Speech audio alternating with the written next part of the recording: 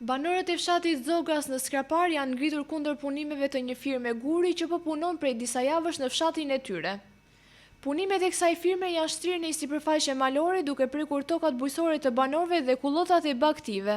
Banorët tregojnë nëpërmjet disa dokumentave të firmosura se kanë qenë banorët e fshatit qerenisht ata që kanë hedhur firmat për kryerjen e punimeve në fshatin Zogas dhe bashkë me ata kanë firmosur edhe disa punonjës të administratës. Kryeplaku i fshatit Zogas, Isa Plaku, ka deklaruar se në fshat ka ardhur kompania e deputetit të Lushnjës, Myslym Murizi, dhe ka shkatëruar gjithçka në zonë pasi banorët nuk po lëviznin dot as me bagtit për t'i kullotur. Plaku shpreh se kjo firmë guri është pa asnjë leje edhe pse në bashki është thënë se firma ka marrë leje nga ministria. Kryeplaku i fshatit deklaron se firmat për fillimin e këtyre punimeve janë marrë në mënyrë të parregullt dhe se këto punime janë duke dëmtuar tokat e Bukës. Jo njerë falenderojmë mirë për juve. Agjonojnë me shqetësimin e këtyre banorëve që jetojnë në këtë hapësirë të Republikës së Shqipërisë, po në gjykimin tonë dhe në praktikën e përditshme, me sy të lirë dallohet çdo lloj agresioni që po bëhet mbi mjedisin në mënyrë tinzare, jo transparente, jo të qëndrueshme, jo bindëse. Së pari, ngrihen firma pa një informacion të dukshëm, të lexueshëm, të kuptueshëm. Çfarë do të bëhet?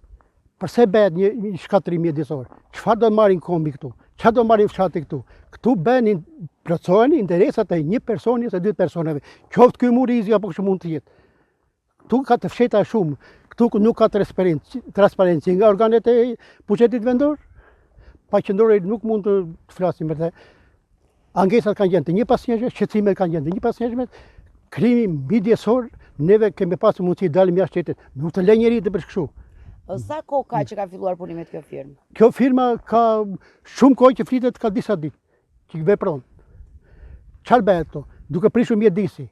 Njëherë bëhet një kasapan që edhe syri i lirë të vret. Çfarë ju ka dëmtuar? Çfarë ju dëmtuar, shiko, duke prishur mjedisi, do të zvogëlohen mundësitë e jetesës për të marrë me blegtoria apo me bujqësi. Kjo pa këto kesh. Çfarë bëhet këtu? Duke prishur kështu, po ore le të thonë pse e bëjnë këtë katrahur. Pse e bëjnë? Ku është qëllimi? Le të binden se populli bindet, njerëzit binden, në qoftë se ka megjithmend ka arsye të qarta që këto gjëra, ky investim është i dobishëm edhe për fshatin. Po nuk të jep njeri. Mos do hyri, neve po erdhët u marrim, 2 ditë do jetë rezistenca, pastaj do të bjerë me stogane, po jemi ankuar sa duash, e do ankohemi. Në bashki. Do ankohemi. Kjo është një paraprit për të mos ndodhi një mekeqenese se njerëzit ata me këtë lloj agresioni, me këtë lloj paqartësie, me këtë lloj transparencë, jo transparencë të qartë, po të dobët shumë, po ose të fshehtë. Do të ngrihet njerëzit, do të mund të flasin dhe mund të marrin veprime të pakontrolluara. U lutemi shumë, si organeve të buxhetit vendor, ashtu edhe qendrori, edhe ju gazetarët, bëjeni transparente, mos e prishni mjedisin, kaq të bukur që ka Shqipëria. Edhe ky fshat, ky është një fshatrat shumë të bukur. Natyra e ka bërë bukur me kodra, me ujra, jo. Po cila është arsyeja? Unë jam i bindur, jam një nga banorët që më jepet një arsye vërtet, që megjithmend këtu ka interesa kombëtare apo lokale, unë jam i pari këto ngre dorën.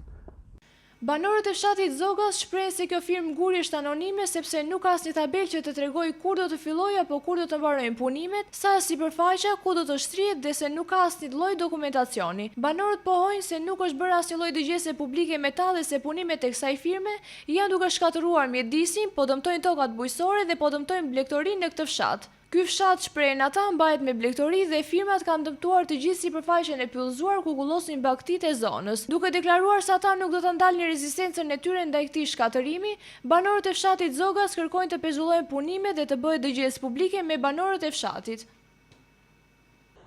Neve këtu jemi mbledhur se po na prishin kullotat e bagtive, që s'kemi ku të çojmë bagtit, po na prishet toka e Bukës, që është ndarë nga ligji 7501, jo më larg se 4 metra këtu në antenët të majtën time.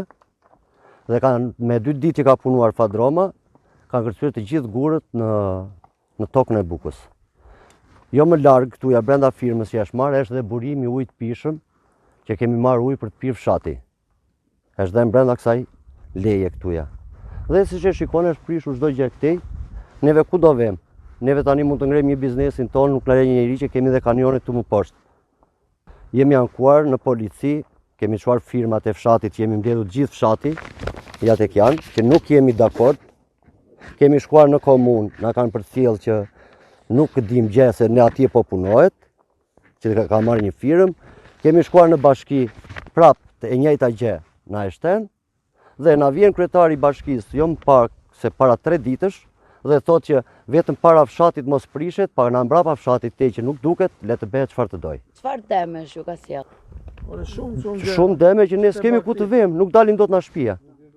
Ore kam 200 kokë dhi, nuk nxjerr dot dhi. Nuk kemi ku t'i kullosim. Një gur më vjen lart, një gur më vjen këtej. I bie që vetëm t'i ikim neve në fshatit dhe të vinë këta të punojnë këtu tek neve.